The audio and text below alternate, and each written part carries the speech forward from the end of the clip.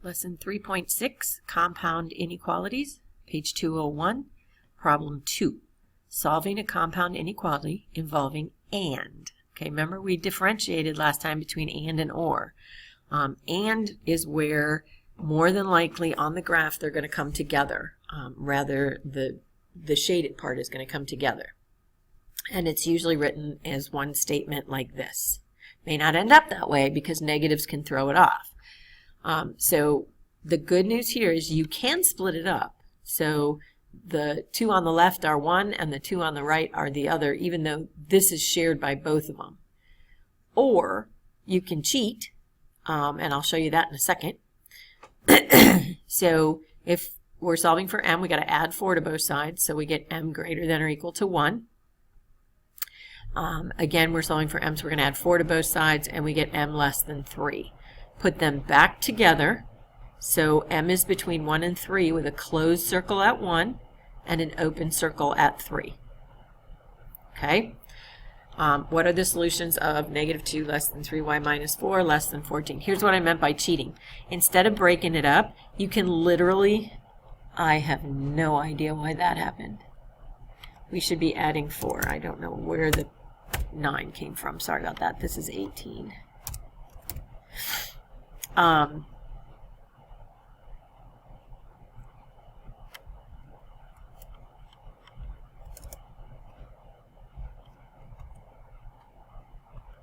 Okay.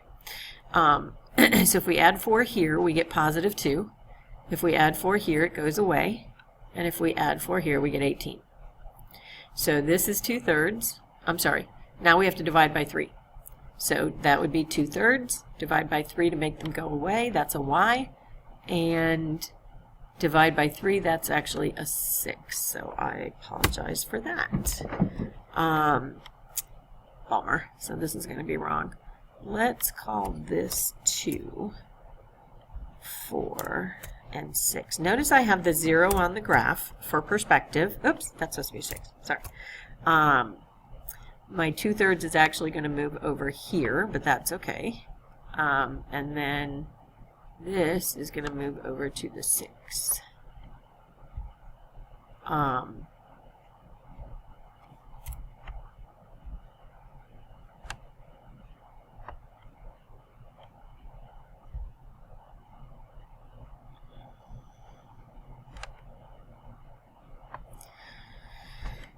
That didn't work, but oh well, you get the idea. So they're both open circles because stop it. They're both open circles because these were less thans, no equal tos. So we've got both open circles at 2/3. I can take this off of there.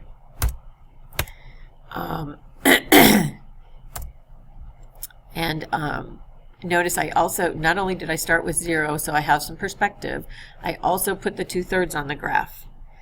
So be careful with that. You always want to make sure the number you're talking about is on the graph.